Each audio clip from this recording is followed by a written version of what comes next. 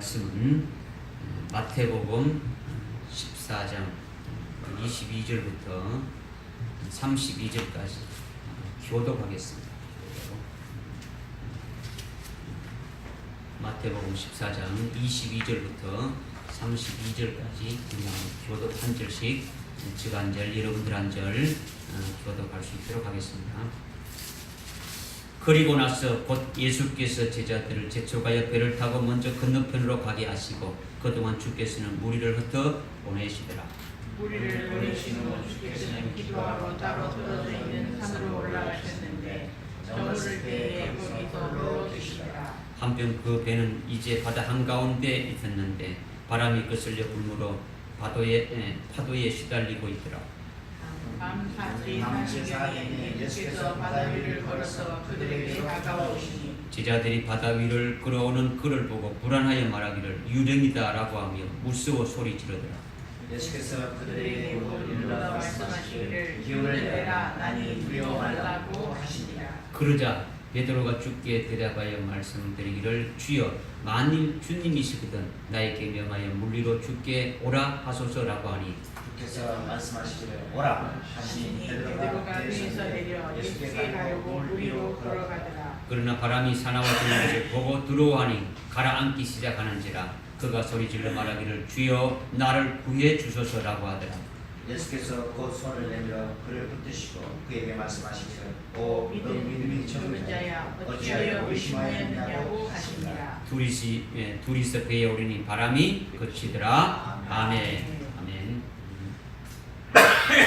지난 주일 주님께서 12제자들에게 어찌하여 너희는 믿음이 없느냐 하시면서 제자들의 그 불신함과 불순종의 그 찌꺼기들을 빼내주시는 역사를 우리가 말씀을 통해서 상고를 했습니다. 오늘은 베드로에게 너 믿음이 어찌 적으냐, 너 믿음이 적은 자야 어찌 의심하느냐 이렇게 말씀하시면서 베드로의 그 잘못된 찌꺼기들을 이렇게 빼내주는 역사를 이제 말씀하시는 겁니다. 지난주에 대상이 12제자였더라면 오늘은 12제자가 아니라 베드로 한 사람에게 찌꺼기를 빼내주는 것을 말씀하시는 거죠. 주님이 베드로에게 너 믿음이 적은 자야 말씀하시는 것은 믿음이 적은 자로 이렇게 책망해서 그대로 이렇게 주저앉아 버리게 하는 것이 아니라 주님의 온전한 제자로 세우고 그 믿음이 있는 그 자, 믿음이 큰 자로 이렇게 세워서 결국은 주님의 그 훌륭한 사도로 이렇게 사역하다가 결국은 이렇게 순교하게 이렇게 되어지는 베드로를 세우기 위해서 베드로 속에 있는 찌꺼기들을 빼내 주시는데 너 믿음이 적은 자야 어찌 의심하느냐 이렇게 이제 말씀하시는 것입니다. 베드로에게 이렇게 하신 그 주님이 바로 오늘 우리들에게도 똑같이 그렇게 하시는 그 주님임을 우리가 믿고 오늘 말씀을 잘 깨달으시기 바랍니다. 아멘. 오늘 본 말씀은 앞에 우리가 이제 22절부터 봤는데 그 앞에 1절 쭉 이렇게 15절부터 이렇게 쭉 보게 되면은 오병이어 사건이 이렇게 있죠. 보리떡 5개와 물고기 2마리로 5,000명을 이렇게 모이는 그 같은 사건이 있은 다음에 일어나는 사건이라는 거죠. 이미 우리는 오병이어를 통해서 보리빵 5개가 바로 부활의 첫 열매가 되신 예수 그리스도라는 것을 우리가 이미 그다고 알고 있고 또 이것이 이 보리빵 5개가 첫째 부활의 영광을 나타내는 것 같은 진리, 첫째 부활의 진리다라는 것을 이렇게 이것을 제자들에게 주시는 것임을 우리가 이미 말씀을 통해서 알고 있는 거죠. 또 지금 이 오병이어의 사건 이후에 지금 일어나고 있는 이 사건들은 바로 이 영광에 들어가도록 주님이 이끄시는 그와 같은 것을 우리에게 먼저 이렇게 계시해 주고 있는 것이라는 거죠. 그래서 오늘 22절부터 이렇게 쭉 읽었는데 이제 우리가 다 말씀을 다 한 절 한 절씩 상고할 수 없지만은 28절에 이렇게 보게 되면 28절에 베드로가 지금 주님께 말씀하고 있는 거죠. 만일 주님이시거든 만일 주님이시거든.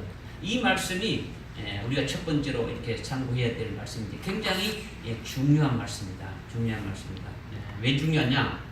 이것은 베드로가 주님인지 아닌지 모르고 말하는 것도 아니고 주님이 아니라고 불신하면서 말하는 것도 아니라는 거죠. 만일 주님이시라면, 만일 주님이시거든, 이 말은 앞에 있는 그와 같은 그 일어난 그 오병이어의 쭉 사건 뒤에 그 22절부터 이렇게 28, 27절까지의 내용을 우리가 교도를 했는데 그 내용을 보면 이렇게 알 수가 있는 거죠. 24절 이하에 보니까 어떻게 말씀하고 있냐면 제자들이 배를 타고 지금 노를 저 가서 지금 바다 한가운데 이렇게까지 이렇게 왔을 때 바람과 파도가 이렇게 불면서 몹시 이렇게 시달리고 있을 때 저 멀리 바다 위로 어떤 사람이 이렇게 이제 걸어오고 있는 것을 보고 제자들이 유령이다 하면서 그러니까 소리 지르고 무서워하면서 이렇게 소리를 지르는 것이죠. 그죠? 이것은 제자들이나 우리나 다 똑같은 거죠. 그죠? 왜냐? 육체를 가진 사람이라면 물리로 걸어올 수 있습니까? 없습니까? 없죠. 바다 위로 걸어올 수 없더라는 거죠. 그러니 저 바다 위로 지금 걸어오고 있는 것은 사람이 지금 걸어오고 있는데 저것은 사람이 아니다라는 거죠. 그러니까 유령이다라는 거죠. 유령이라는 거죠. 그러니까 캄캄한 밤에 물 위로 무엇이 걸어온다면 여러분들은 어떻게 하겠습니까? 그냥 소름이 끼칠 일이 아니겠습니까? 그죠? 그렇게 무서워 떨고 있는 제자들에게 주님이 어떻게 했습니까? 내니 두려워 말라는 거죠. 기운을 내라. 이렇게 말씀. 기운을 내라. 내니 두려워 말라. 지금 이렇게 말씀하고 있는 거죠. 무서워서 지금 다 죽어가고 있으니까 벌벌벌벌 떨면서 죽어가고 있는 중이 되니까 주님이 먼저 기운을 내라. 나다라는 거죠. 나야 나. 이렇게 주님이 바로 예수님이심을 이렇게 가르쳐 주시는 거죠. 확인시켜 주시는 거죠. 이렇게 주님이 하시는 말씀을 베드로가 들었으면 들었습니까? 들었죠. 이렇게 듣고 지금 바다 위로 바다 물 위로 걸어오고 있는 저분이 바로 주님이다라는 것을 확신했다라는 거죠. 베드로가 저분이 바로 유령이 아니고 저분이 바로 우리의 주님이시구나 이렇게 하는 거죠. 그래서 이미 베드로는 마태복음 16장에 보기에는 주는 그리스도시요 살아계신 하나님의 아들입니다. 이렇게 고백했지 않습니까? 그죠? 그러니까 주님은 살아계신 하나님의 아들이라는 것은 하나님의 아들은 곧 누구라는 겁니까? 하나님이시다라는 거죠. 하나님이시다. 그러니까 주님이 지금 저렇게 물 위로 걸어오는 것은 사람이 할 수 없는데 하나님의 아들의 능력으로 지금 물 위로 걸어오고 있구나. 이렇게 베드로가 보고 있다는 거죠. 그러니까 만일 주시거든 나로 명하여 물 위로 주님께로 이렇게 오게 하소서 이렇게 말하는 것은 주님이 하나님의 아들이고 그리스도시니까 하나님의 능력으로 그렇게 바다 위로 주님께서 이렇게 걸어오고 있지 않습니까? 그렇다면 나도 살아계신 하나님의 능력으로 물 위로 걸어서 주님께로 갈 수 있게 해주십시오.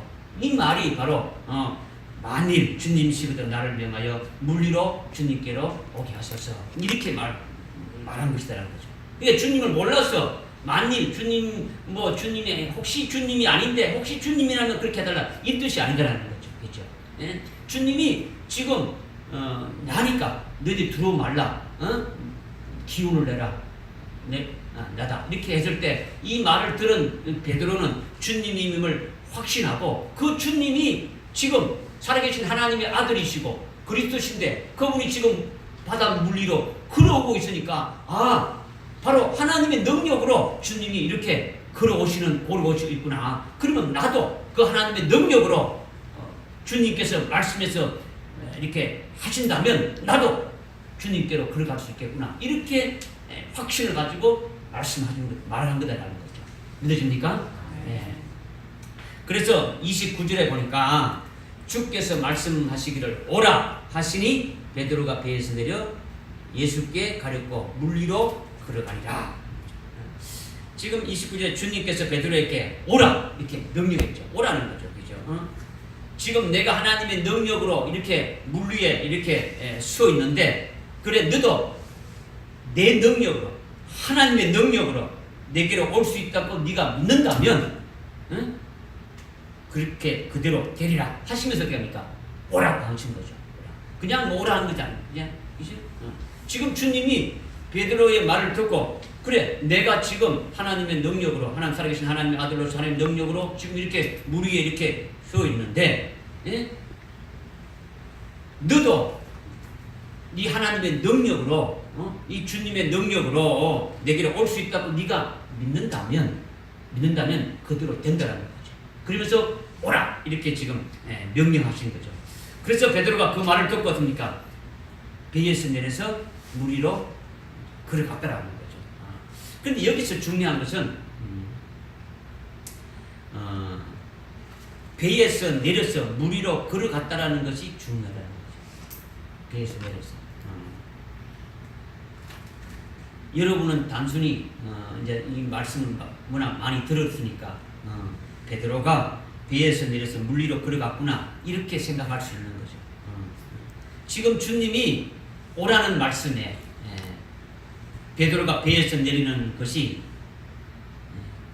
차가 이렇게 가다가 주차장에 이렇게 쫙 이렇게 멈춰가지고 내릴 때 단단한 이 바닥에 내리는 것이 아니라는 거죠. 바다 가운데 있는 배에서 지금 내린다는 거예요. 내린다는 거죠.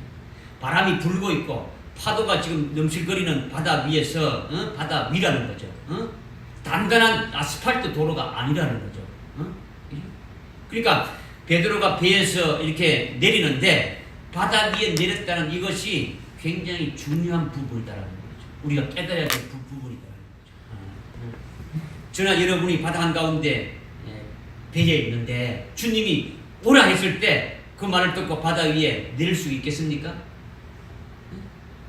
일반적으로 배에서 이렇게 있다가 바다에 내린다면 됩니까? 물속으로 그냥 흰덩 빠져가지고 죽고 마는 것이 이것이 바다라는 거죠.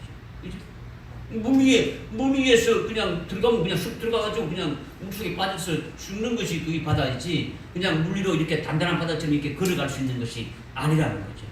그러니 베드로가 주님이 오라는 그 말씀에 배에서 내렸다는 것은 실제로 배에서 내릴 때는 물 위로 내렸지만은 바닷물로 생각하지 않았다라는 거죠. 누가? 베드로가 그렇게 생각했다라는 거죠. 주님이 오라는 권능의 말씀에 이끌려가지고 바닷물이 아니라 마치 콘크리트로 만들어진 그 도로 위에 이렇게 내리는 것 같은 것으로 지금 생각하고 있다라는 거죠. 단단한 그 육지에 그 바다 그 땅 위에 지금 내려서 걸어가는 것으로 이렇게 하고 있다라는 거죠. 주님의 오라는 그 말씀이 나를 이끌어서 어디든지 그렇게 갈 수 있게 하실 것이다. 이렇게 믿었다라는 거죠. 베드로가. 그러니까 지금 주님이 오라는 말씀에 다른 생각을 하지 않는 거예요. 아 이거 그때 가면 빠지지 않을까? 이거 어떻게 할까? 뭐 이런 말 하는 게 아니라는 거죠. 그대로 그냥 바다 위로 그냥 내려갔다는 거예요. 주님이 오라는 말씀에 아멘 하고 그냥 바다로 내려갔다라는 거죠. 물에 빠져 죽는다는 생각을 했다면 들어갈 수 있겠습니까? 없겠습니까? 할 수 없는 거죠. 오직 주님의 말씀에 의해 주님의 말씀에 붙잡혀서 배에서 그냥 내렸다라는 거죠. 그냥 내렸다는 거죠. 그러니 이것은 믿음으로 내렸다는 거죠. 믿음으로. 다른 것이 아니고 믿음으로 내렸다는 거예요. 여러분이 뭐 하나님의 말씀을 하실 때 여러분들은 여러분의 이성의 생각으로 많이 이렇게 제가 한 겁니다. 과연 될까 안 될까 뭐 할까 뭐 여러분 생각해가지고 다 했지 않습니까? 하나님의 말씀을 100% 아멘 하고 그대로 이루어질 것이다. 이렇게 믿지는 못하는 거예요. 믿음으로 하지 않는다면 어느 누구도 됩니까? 그 바다에 내릴 수 있겠습니까? 내릴 수가 없더라는 거죠. 그렇죠? 바다 위로 내리면 붕덩 빠져서 죽는 것이 분명한데 어떻게 그것을 내리겠습니까? 그리고 이것은 이제 보통 문제가 아니라는 거죠. 베드로가 배에서 내렸다는 것은 주님이 오라 하신 말씀, 그 말씀이 어떻게 됩니까? 자기를 이끌어서 능히 걸어서 주님께로 가게 하시리라. 이것을 딱 믿고 그냥 아무 생각 없이 그냥 딱 내렸다.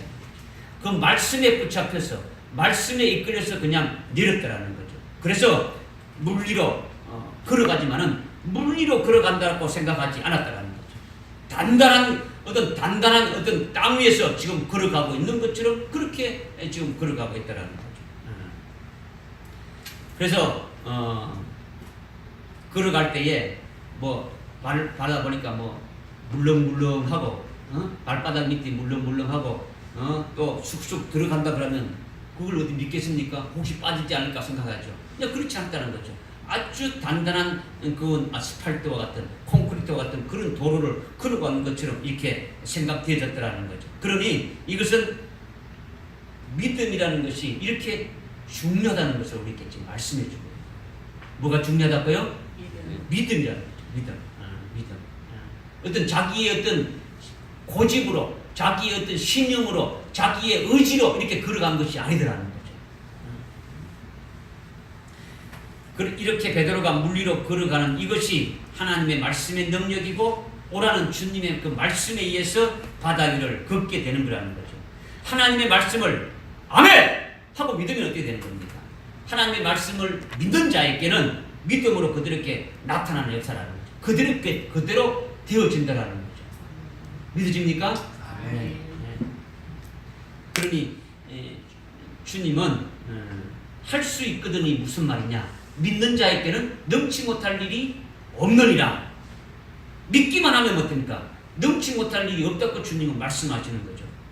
하나님의 말씀을 믿는 자에게는 말씀하신 그대로 이루어지게 하신다는 거죠.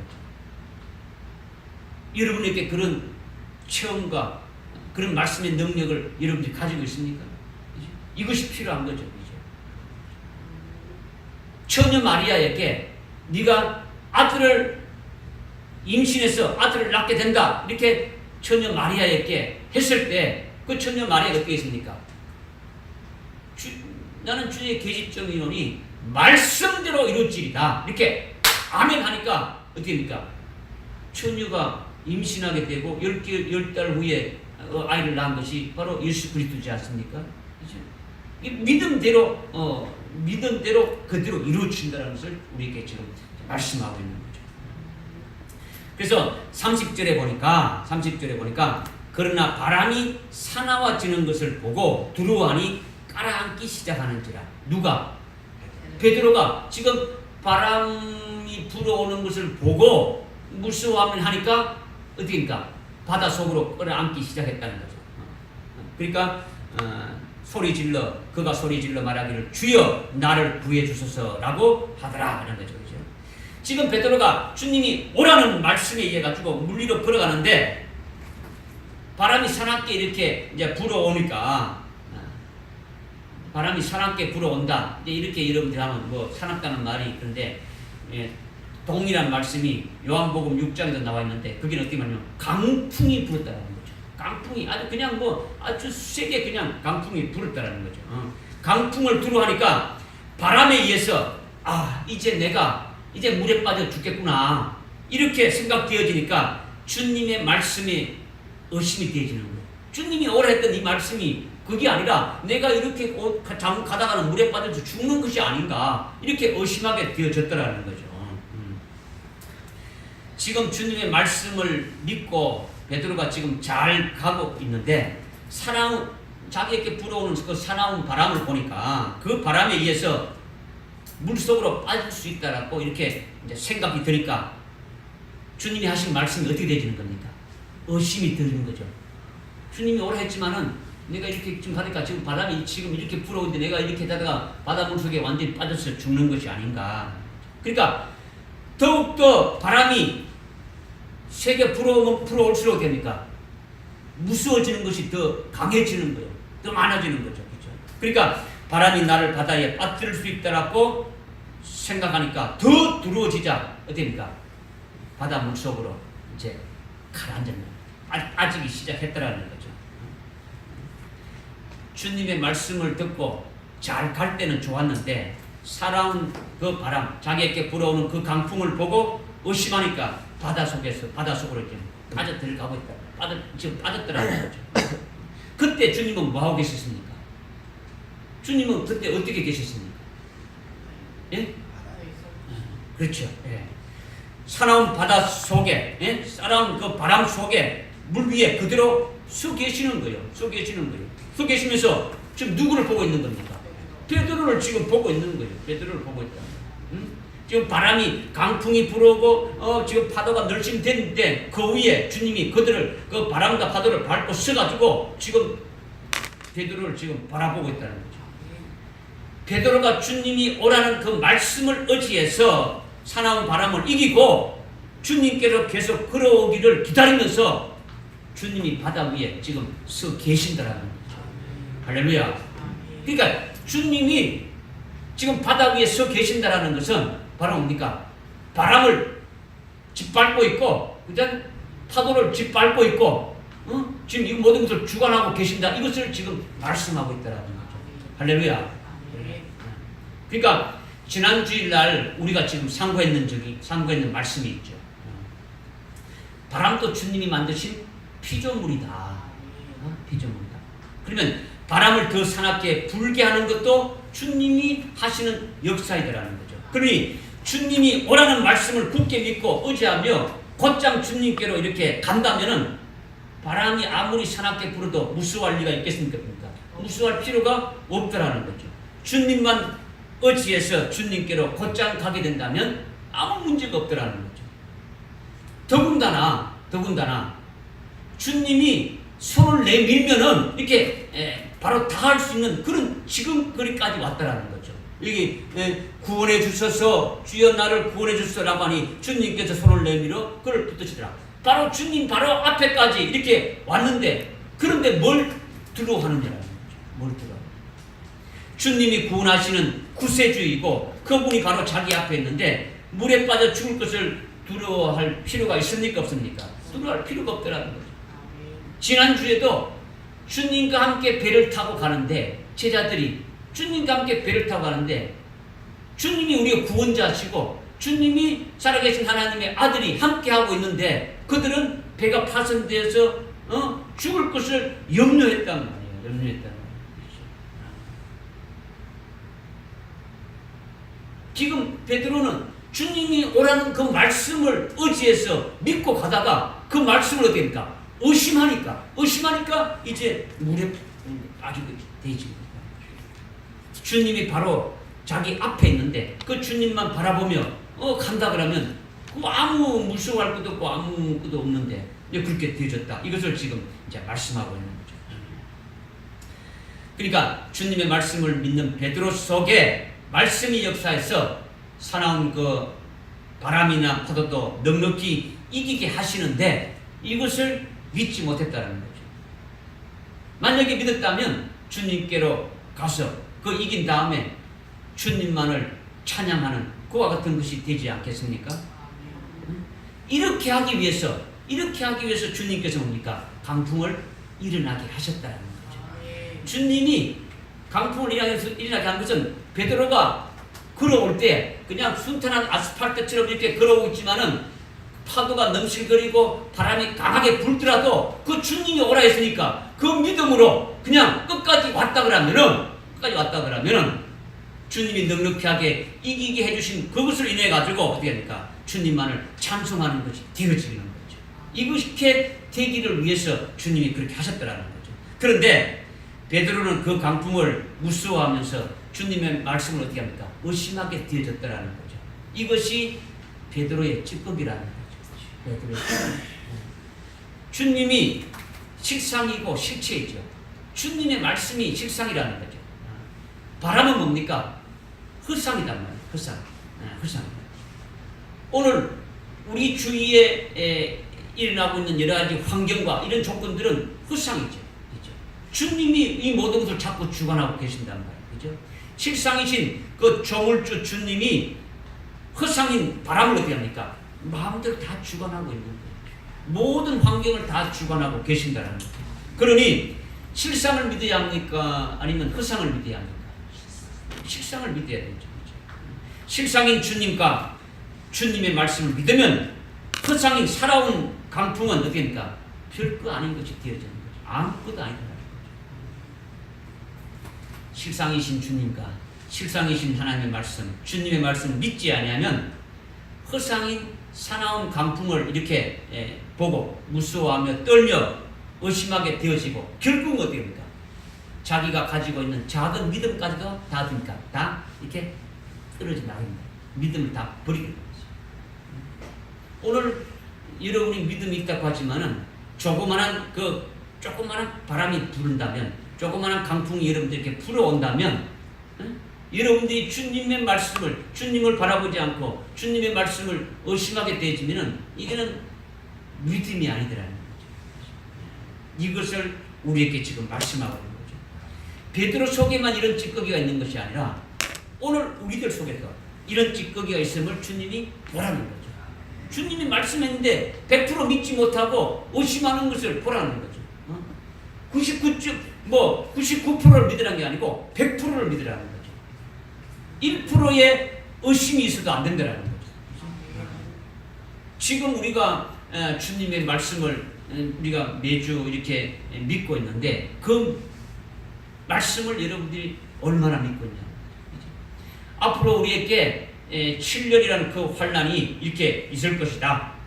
심한 그 강풍과 같은 그 바람이 우리에게 환난으로 이렇게 다가올 것이다 라고 주님께서 말씀하시고, 또 주님께서 그 환난을 이길 수 있는 그 말씀을 주셨는데 여러분들은 그 말씀을 얼마나 믿고 있느냐라는 거죠.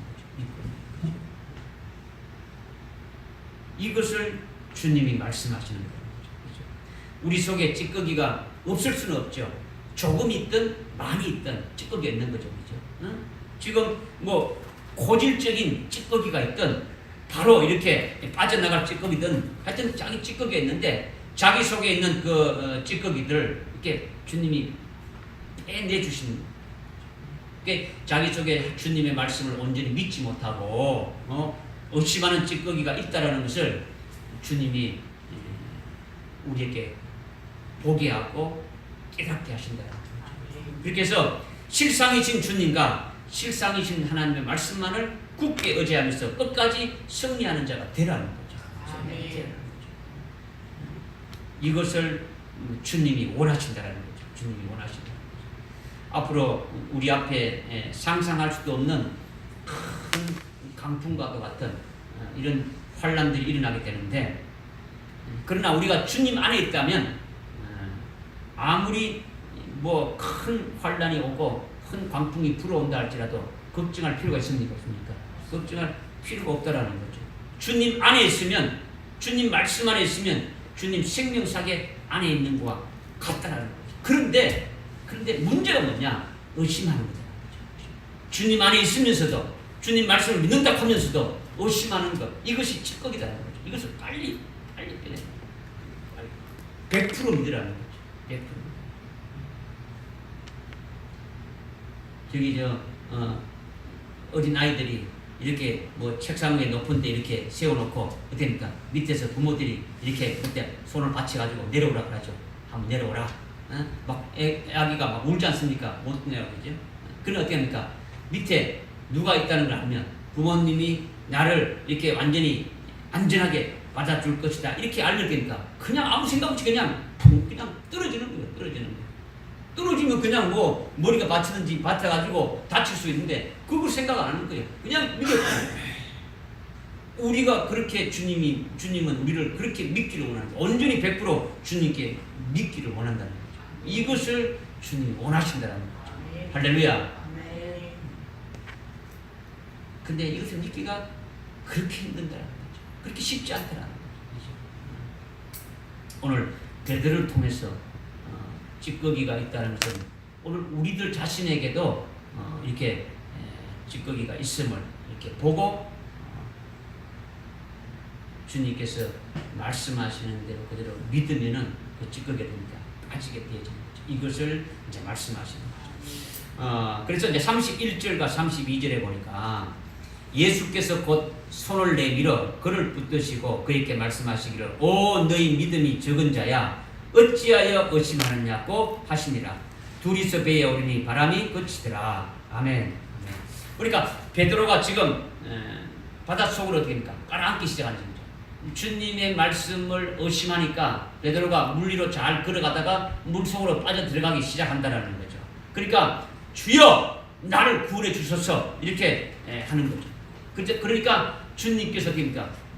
적석에서 손을 내밀어 가지고 즉각 이렇게 손을 내밀어 가지고 물에 빠진 베드로를 구해내 주시면서 어떻게 말씀하셨냐면 오 너 믿음이 적은 자야 왜 의심하느냐 이렇게 하다 왜 의심하느냐 바람도 피조물이고 바람을 세게 일어나게 하는 것도 조물주이신 주님이 하신 그 역사인 것을 베드로가 깨닫는다면 주님이 오라는 말씀에 의지해서 단단한 도로 위로 이렇게 걸어가듯이 걸어가고 있는데 사나운 바람이 불어온다고 할지라도 그 바람을 주님께서 일으켜 주시고 큰 환란의 바람을 이제 일으켜 주신 것은 나로 하여금 더 복되게 하고 나의 영을 하여금 더 큰 복을 주시기 위해서 주님이 하신 것이다. 이것을 믿고 주님께서 이 사나운 바람들을 일으켜 주신 것을 감사합니다 라고 먼저 감사를 했다 하게 되면은 주님께서 어떻게 했습니까? 너 믿음이 큰 자라고 이렇게 칭찬하지 않겠습니까? 이것은 다른 말로 한다면 이론론적인 신앙이라는 거죠.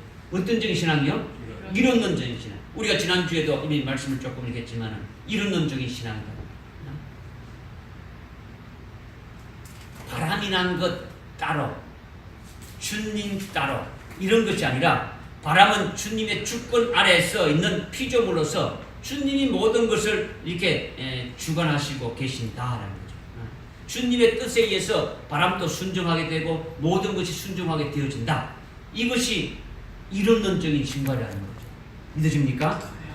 그러니까 앞으로 바람과 같은 악한 영을 통해서 환란의 바람이 이렇게 이제 부르게 되질 것인데 7년 환란이라는 그 환란의 바람이 불어오게 될 것인데 그때는 예수를 믿는 것 때문에 핍박받고 고난받고 고문당하고 죽임당하는 그런 일이 있어도 이것은 주님이 주시는 그 환란의 바람이니까 이것은 바로 내 영을 복되게 하는 것이고 나에게 하늘나라 최고의 영광을 주시기 위해서 하나님께서 주님께서 이렇게 이 환란을 일으켜가지고 나로 하여금 더 좋은 부활의 영광을 이렇게 주시기 위해서 더 좋은 부활의 그 구원 첫째 부활의 영광에 이르는 그 구원을 주시기 위해서 이렇게 하신 것이구나. 이것을 깨닫고 감사하는 자가 되어진다면 이것이 바로 이론론적인 신앙이라는 거죠.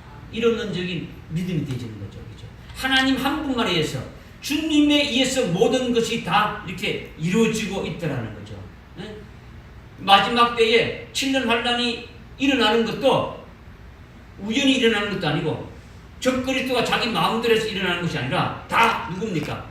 하나님의 주권에 의해서 하나님의 뜻에 의해서 적그리스도를 세워서 그렇게 한다는 것이 이렇게 깨달아지게 되어지니까 또 그렇게 하시는 것 자체가 뭡니까? 우리로 하여금 하늘나라 최고의 영광된 곳에 들어가기 위해서 하신다는 것을 깨닫게 되어지니까 어떻게 됩니까? 오히려 기쁘게 되고 오히려 감사하는 것이 되어진다면 이것이 바로 이론론적인 믿음이고 이론론적인 신앙이고 이것이 바로 하나님 앞에 주님 앞에 아주 큰 믿음이라고 칭찬받는 자가 되어진다라는 거죠. 할렐루야. 그러니까 이렇게 주님이 환란의 바람을 일으켜가지고 베드로의 영을 복되게 하시는 역사를 믿고 먼저 감사하게 되면 그러면 주님께서 베드로에게 너 믿음이 크다 이렇게 칭찬받게 되는 이것을 오늘 우리에게 말씀하시는데 오늘 우리도 이런 믿음을 가지게 된다면 어떻습니까? 그렇게 칭찬받는 자가 되어진다라는 거죠.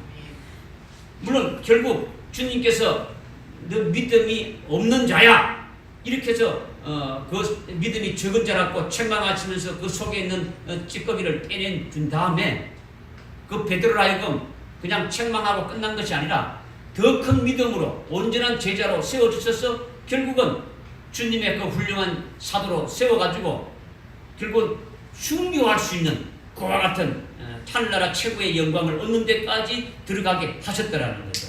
그러니까 주님이 베드로에게 환란의 바람을 그렇게 허락하셔서 주님이 순교해 주시는 것도 베드로에게 뭡니까? 복이죠. 그러니까 순교자의 복을 주셔가지고 결국은 베드로가 요한복음 21장 17절, 18절, 19절에 그 말씀하고 있는 주님이 베드로에게 최후의 그 영광된 그 복을 주신다는 그대로 됩니까? 순교로서 이루어졌다면 그 말씀하신 그대로 이루어지게 하셨다라는 거죠. 아멘. 할렐루야. 아멘. 이것을 이제 우리가 믿으라는 거죠.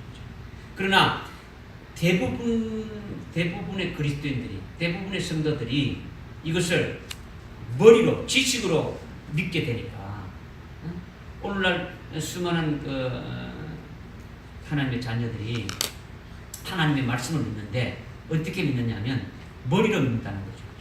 지식으로 믿는다는 거죠. 혼적으로 믿는단 말이에요. 혼적으로. 그러니까 실제 상황에서는 이론론적인 신앙이 아니라 이원론적인 신앙으로 바뀌어버린다는 거죠. 바다에 강풍이 일어나는 것은 그대로 일어나는 것이고 주님은 그것과 아무 관계가 없다는 거죠. 주님이 일으킨 게 아니고 그건 그대로 일어나는데 주님 우리를 좀 구해줘가지고 저 바다를 좀 이렇게 제압해가지고 어떻게 돼? 이렇게 되는 거죠. 우리에게 어떤 문제가 일어나는데 그 문제가 일어나는 것은 문제가 일어나는 것이고 주님은 또 주님 별개고 이게 이렇게 생각하는 거죠. 그러니까 이 문제만 바라보고 이것이 우연히 생기고 이것은 마귀의 악한 자들에 의해서 생긴 거니까 주님이 이 악한 자들보다 도 힘이 세니까 이들을 좀 여기서 좀 구해달라고 하는 거죠. 이것은 철저하게 뭡니까? 이원론적인 거라는 거죠. 이원론. 내 영을 복되게 하기 위해서 주님 안에서 이 문제가 일어나게 하셨고 주님 안에서 이것들을 해결하게 되어진다. 해결할 수 있다. 주님이 해결해 주신다. 이렇게 믿는 것이 이론론적인 신앙이라는 거죠. 주님 따로, 이 상황 따로, 이 따로따로가 아니라는 거죠. 따로. 이게 이원론적인 신앙이 우리 속에 있다는 겁니까? 없다는 겁니까? 있다는 거죠. 처음에 베드로에게 있던 찌꺼기가 어떤 찌꺼기가 됐습니까? 주님이 말씀하시는데 그 말씀을 온전히 100% 믿지 못하는 의심하는 찌꺼기가 있고, 그죠? 또 한 가지는 주님 따로 이 바다에 파도가 일어나고 바람이 불고 이런 것 따로 이렇게 이원론적으로 믿는 이와 같은 또 신앙이 있더라고요. 믿으십니까? 오늘 우리 속에도 그와 같은 것이 있다는 것을 지금 말씀하고 있는 거예요. 지난주에 우리가 제자들이 책망받은 것이 주님이 바람을 일으킨 것은 보지 못하고 주님이 바람을 잠잠케 하신 것만 봤단 말이에요. 그죠? 주님이 분명히 일으켰는데 그 일으키시는 그 주님, 조물주 되시는 그 주님이 하시는 역사를 보지 못하고 바람아 잠잠하라! 이렇게 하는 역사만 보니까 이거는 이원론적인 신앙이라는 거죠. 베드로가 사나운 바람이 불어오는 것을 보고 무서워하면서 주님의 말씀을 의심하게 되고 결국 무서워 떨면서 바닷속으로 이렇게 가라앉게 되는 것은 아직도 베드로의 신앙관이 그러니까 이원론적인 찌꺼기가 있다라는 것을 이제 우리에게 말씀해 주었듯이 오늘 우리 속에도 이와 같은 것이 있다라는 거죠. 그러니까 우리 모두가 이런 것이 뭡니까? 영적으로 그러니까 계속 훈련이 되어야 되는 거죠. 어떤 상황이 어떤 문제가 발생하게 되면은 이것은 주님에 의해서 다 이렇게 나를 하여금 복되게 하시고 나에게 어떤 문제가 있고 찌꺼기를 빼내주기 위해서 하신다는 것을 믿게 되어진다면 이거는 뭡니까? 이론론적인 신앙관이 되어지는 거죠. 할렐루야. 이것을 주님이 말씀하십니다. 그래서 32절에 보니까 우리 32절 한번 읽겠습니다. 시작. 32절 시작. 우리서 배에 오르니 바람이 그치니라. 아멘. 아멘. 이 말씀이요 아주 중요해요. 지금 22절부터 지금 이 일어나는 사건은 그 앞에 어떤 사건이 있었다고요? 오병이어의 사건. 보리떡 5개와 물고기 2마리를 5,000명이 먹이는 그와 같은 것이 있었죠. 그죠? 이것을 여러분들이 이미 우리가 말씀을 통해서 알고 있지만은 그냥 단순하게 예수님이 기적을 행했다, 이적을 행했다, 보리떡 5개로 5,000명을 먹이는 그런 이적이다. 이런 것이 아니다라는 것을 우리가 알았다. 어때? 요한복음 6장에 보게 되면 그 보리떡이 바로 내가 생명의 떡이라는 것을 알려주는 거예요. 주님이 생명의 빵이라는 거예요. 생명의 빵이라는 거죠. 이게 주님이 생명의 빵이 된다는 것을 보릿떡으로 보여주시고, 그 보릿빵은 뭡니까? 보릿빵은 모든 곡식 중에서 제일 먼저 맺히는 열매가 보리라는 거죠. 보리라는 거죠. 그러니까 이 보리는 주님이 부활의 첫 열매가 되어지는 주님을 말씀하시는 거예요. 그리고 그 보리빵을 먹는 자는, 그 보리빵을 먹는 자는 주님과 똑같은 그 부활의 그 첫 번째로 부활하게 되어질 그 진리를 우리에게 또 깨닫게 해주시고 말씀해 주신다는 거죠. 할렐루야. 이 다섯 덩어리, 빵 5덩어리, 그냥 빵 5개를 먹는 게 아니라 주님이 그 부활의 영광을 이렇게 입기까지 이 땅에 육신을 입고 오셔가지고 고난받고 연단받고 박해받고 결국은 징계를 받은 다음에, 그 다음에 죽임을 당하시는 그 과정이 있은 다음에 부활하셨다는 거죠. 십자가 죽으면. 그러니까 우리도 그 보리빵을 먹은 자들은 어떻게 합니까? 반드시 그 과정을 어떻게 합니까? 겪게 되지면 주님이 받은 그 영광된 그 부활의 그 첫 번째로 이루어지는 더 좋은 부활, 첫째 부활의 영광에 들어가게 되어질 것을 주님이 말씀하셨단 말이에요. 그러면 그 오병이어의 사건이 있은 이후에 이 22절부터 이 사건이 일어난 거예요. 그러면은 오늘 이 베드로로 하여금 그와 같은 더 좋은 부활이, 첫째 부활의 영광에 들어갈 수 있는 자로 세우기 위해서 주님이 하시는 역사라는 거죠. 할렐루야. 믿어집니까? 이것을 먼저 체험케 하신다는 거죠.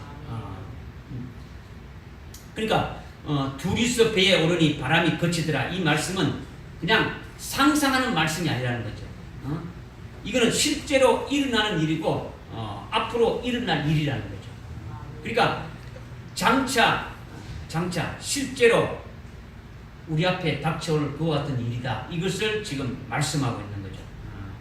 이제 그것이 뭐냐면 주님이 베드로에게 큰 사나운 바람을 일으키는 것이 앞으로 우리에게 있을 7년 환란의 바람이 있을 것을 계시한다는 거죠. 지금 베드로 앞에 주님의 말씀을 믿고 가는데 큰 광풍이 이렇게 사나운 바람이 불어오게 했다는 거죠. 이것은 앞으로 우리에게 동일하게 그와 같은 바람이 이렇게 올 것을 말하는데, 그 바람이 바로 뭐냐? 바로 우리가 종말에 있게 될 7년 환란인 것을 우리에게 지금 말씀하고 있는 거죠. 이것을 계셨다는 거죠. 그러니까 이 환란은 모든 그리스도인들에게 다 있게 될 것을 주님께서 친히 마태복음 24장에서 말씀하고 있는 거죠. 창세기로 그보다 더 큰 환란이 없다, 이렇게 지금 말씀하고 있는 거죠. 이 7년 대환란의 바람은 누가 일으키는 겁니까? 예? 7년 환란은 주님께서 필요하니까 일으키시는 거예요. 필요하니까 주님이 일으키신다라는 거죠. 마지막에 어떤 누가 우연히 일어나는 것도 아니고 저 그리스도가 혼자서 일으키는 것이 아니라 주님이 필요해서 일으키신다는 거죠. 그래서 저 그리스도와 악한 자를 세우는 거죠. 거짓 선지자들을 이렇게 세우는 거죠. 악한 영들을 전부 다 어떻게 합니까? 저 무저갱에서 올라오게 해서 저 그리스도에 의해서 세상을 주도하게 한단 말이에요. 그래서 주님이 허락하신 그 허락한 내 뜻대로 그들은 어떻게 합니까? 수여지고 사용되어지는 것이죠. 지금은 은혜 시대니까, 지금은 성령이 주관하는 성령 시대니까, 성령이 주도해서 우리의 구원을 이루시니까 악한 영이 주도할 수 있습니까? 없습니까? 악한 영이 주도할 수 없는 거예요. 성령이 지금 이 모든 것을 딱 주관하고 주도해서 우리의 구원을 이루고 있다는 거예요. 성령 시대는. 근데 이 성령 시대가 딱 끝나게 되면은 어디입니까? 악한 영들이, 저 그리스도가 이렇게 악한 영들이 어디입니까? 이 전 세계를 이렇게 탁 주관하고 통치하게 되어진다라는 거죠. 근데 이것도 주님 안에서 그렇게 되어질 것을 지금 말씀하고 있는 거죠. 그러니까 큰 환란의 바람이 이렇게 불어온다. 이 앞으로 종말에 이와 같은 7년 환란이 이렇게 불어오는데, 이 환란의 바람을 주님이 필요하니까 주님이 일으켜 주신 것이다 라고 이렇게 깨닫는 자가 되어지는 것이 복된 자인 거죠. 그렇죠? 지금 앞에 24절에 보니까 바람이 거슬려 바람이 불고 있는 거죠. 바람이 불고 있는데 저기 30절에 보니까 어떻습니까? 더 사나워지는 거죠. 사나워지고 있단 말이에요. 이것은 바로 환란의 바람이 이렇게 아주 극도로 이렇게 불어오게 될 것을 지금 말씀하고 있는 거예요. 말씀을 불어오고 있는 거예요. 왜 환란의 바람을 일으키는 겁니까? 주님께서 왜 환란의 바람을 일으키는 겁니까? 지금 베드로가 지금 이렇게 주님이 오라는 말씀에 의해서 지금 가고 있는데 바람이 아주 사나운 바람이 이렇게 불어오는 것을 보고 물이 빠졌죠. 어시만 빠졌죠. 그렇죠? 그럼 왜 그 바람을 주님께서 불게 하셨냐라는 거죠. 베드로로 하여금 그 속에 있는 온전히 주님을 믿게 하는 그 믿음으로 세우기 위해서 그렇게 하더라는 거죠. 이해집니까? 그러면 오늘 앞으로 우리에게 베드로를 통해서 계시해 주는 것은 앞으로 우리에게 동일하게 그와 같은 환란의 바람이 이렇게 불어올 것인데, 지금은 어느 시대니까 불지 못하는데 이제 그 요한계시록 7장 1절에 보게 되면 어떻습니까? 지금 천사들이 아직 바람을 불지 못하게 잡고 있지 않습니까? 그죠? 이제 바람이 불게 된다면 왜 주님이 그 환란의 바람을 일으키느냐라는 거죠. 이것은 하나님의 자녀들에게 하늘나라 최고의 그 영광을 주시기 위한 것이라는 거죠. 우리가 하여금 환란 날에 넘어져가지고 그냥 멸망길로 가도록 그렇게 한 것이 아니라 우리로 하여금 하늘나라 최고의 그 영광을 주시기 위한 그것이 뭡니까? 더 좋은 부활이 그 첫째 부활의 그 영광을 주시기 위해서 그렇게 하신 것이라는 거죠. 할렐루야. 그렇다면 이 환란의 바람 가운데 환란의 바람이 불 때 주님은 어디 계시는 겁니까? 네? 환란의 바람 중심. 네. 지금 베드로가 지금 걸어가고 있는데 그 환란의 바람에 주님이 어떻게 피해 뿌리고 업고 있는 게 아니고 바람과 그 파도와 그 풍랑을 짓밟고 그냥 딱 발로 밟고 이긴 자로 이렇게 지금 딱 서 있단 말이에요. 그러면 앞으로 7년 환란이 되게 되면은 주님이 어디 다른 데 출장 가고 없는 게 아니고 우리에게 오시는 거예요. 환란 가운데 있는 우리에게 오신다라는 거죠. 믿으십니까? 제자들에게 오셨단 말이요. 베드로에게 오셨더라는 거죠. 그러니까 주님이 유령으로 오신 게 아니에요. 실제 오셨다라는 거죠. 환란 가운데 있는 자들에게 지금 왔더라는 거죠. 지금 제자들이 지금 막 바람에 시달리는 때가 지금 언제입니까? 밤 초저녁입니까? 밤 40이면 한밤중이란 말이에요. 한밤중에. 지금 7년 환란의 한밤중이 뭡니까? 그렇죠? 이 전 3년 반이 지날 때까지 일찍 죽임을 당한 어린 양의 생명책에 농명된 자들은 전부 다 순교케 해주는 그 역사가 이루어지는 그때를 지금 말씀하고 있는 거죠. 그렇죠? 그 주님이 어떻게 합니까? 부활 우리에게 최고의 그 부활, 더 좋은 부활의 영광을 주시기 위해서 주님이 베드로에게 그 풍랑과 그 바람과 무슨 바람을 밟고 서 있는 것처럼 오늘 우리 가운데 오셔가지고 우리로 하여금 그것을 이 환란을 어떻게 하기 위해서 오신 겁니까? 이기게 하시기 위해서. 이기게 한다는 건 어떻게 이기게 하는 겁니까? 순교케 시켜 주시는 거죠. 우리가 의심하고 우리가 제대로 못한 이 모든 것들을 다 주님께서 어떻습니까? 순교케 해 주시기 위해서 주님이 오신다라는 거죠. 할렐루야. 이것을 우리가 믿게 된다면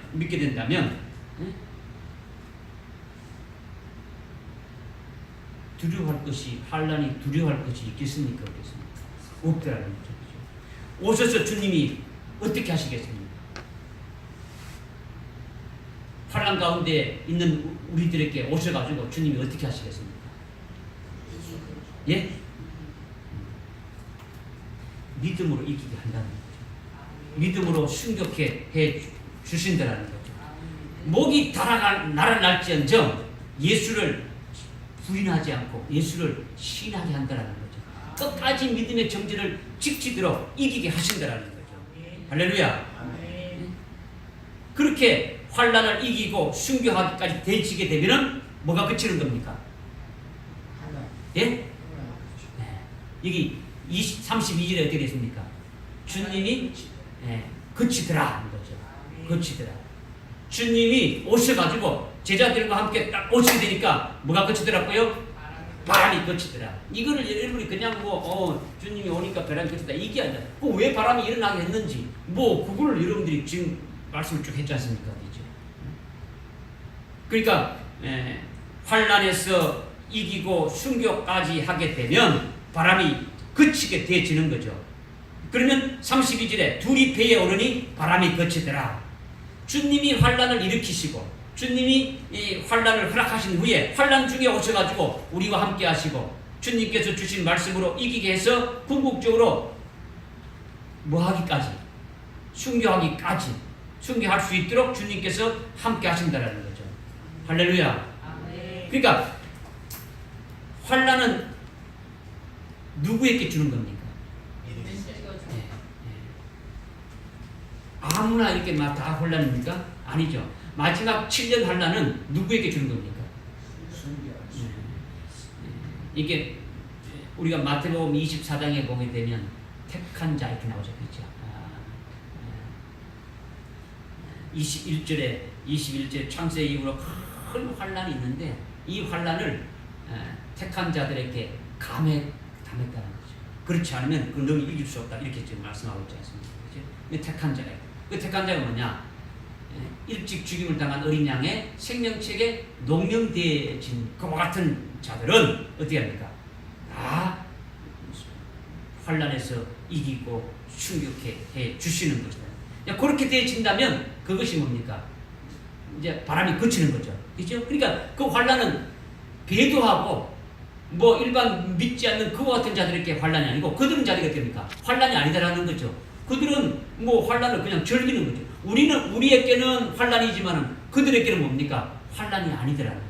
그냥 적그리스도와 함께 짝짝꿍하면서 적그리스도가 원하는 대로 하니까 얼마든지 편하게 누리면서 이렇게 하는 거죠. 그러나 믿음의 정죄를 지키는 자들에 대해서는 환난이다 이것을 말씀하고 있습니다. 그럴 때 주님이 오시게 되면은 주님이 오신다라는 것은 주님이 재림하신다는 걸 말하는 겁니까? 아니면 환난에서 이기게 주님이 하신다는 겁니까? 재림이 아니겠죠. 그렇죠? 재림이 아니다. 재림은 환난이 어떻게 됩니까? 환난이 끝난 다음에 오신다라는 거죠. 그렇죠? 환난이 끝난 다음에. 그러면 우리로 하여금 그 주님이 오실 때는 주님이 재림하실 때는 주님 혼자 옵니까? 아니면 함께 오는 자들이 있습니까? 함께 오는 자들 있죠. 함께 오는 자들은 어떤 자들입니까? 순전. 그러니까 환난 가운데 주님이 이렇게 오셨다라는 것은 주님이 우리로 하여금 믿음으로 이기게 한다라는 거죠. 직접 오셔가지고 재림해가지고 이기게 하는 게 아니라 우리로 하여금 주님께서 말씀으로 이기게 해주신다. 이것을 지금 말씀하고 있는 거예요. 결국 이기게 한다는 뭡니까? 순교케 되어지는 자체가 뭡니까? 그리스도의 신부가 되어지는 것이 확정되어지는 거예요. 믿어집니까? 확정되어지는 것은 바로 주님과 함께 오는 자들이 되어질 것을 말씀하고 있는 거예요. 믿어지죠? 그래서 32절에 둘이 배에 오르니 바람이 그치더라. 이렇게 이제 말씀하고 있는데 궁극적으로 주님이 주신 그 말씀으로 이기게 하고 궁극적으로 이렇게 순교까지 해가지고 환난을 이기게 되어지니까 즉 순교까지 되어지니까 순교가 다 끝나게 되면은 순교하게 되면 환난이 있습니까 없습니까? 없지요. 그니 바람이 그쳤다라는 거죠. 무슨 말씀인지 알겠죠, 그죠? 그러니까 우리로 하여금 이기게 하시는 것은 바로 순교케 되기까지 이기게 하시고 되면 그 이기게 되면은 순교하게 되면은 이제는 그리스도의 신부로 확정되지니까 그 뒤로는 환난이 없죠. 이미 순교한 다음이니까. 이제 이것을 우리에게 지금 말씀해 주는 거죠. 그러니까 바람이 그치면 주님은 어디에 있습니까? 그러면 바람이 그치게 되면 주님은 어디에 계시는 겁니까? 여기 보니까 32절에 바람이 그쳤지 않습니까? 그러면 주님은 어디 계시는 겁니까? 예? 둘이서 배에 오르는 이 배가 그러면 이게 어떤 배냐라는 거죠. 우리가 순교케 되어진다면 주님과 함께 되어지는데 이것이 뭐냐면 요한계시록 21장 9절에 보게 되면 거룩한 도성 새 예루살렘이 있는데 이것은 어린 양의 신부다라고 말하고 있는 거예요. 그러니까 그리스도의 신부들이 있는 곳이 거룩한 도성 새 예루살렘이다. 그리스도의 신부들이 있는 곳이 바로 혼인잔치를 하는 곳이고 거룩한 도성이다. 이것을 지금 말씀하고 있는 거죠. 그러니까 그리스도의 신부 교회가 이 배라는 거죠. 신부들이 있는 곳. 그죠? 그러면 그리스도의 신부들이 있는 것이 방주고 그리스도의 신부들이 있는 것이 교회고 배다는 것을 지금 말씀해 주고 있는 거예요. 그러니까 요한복음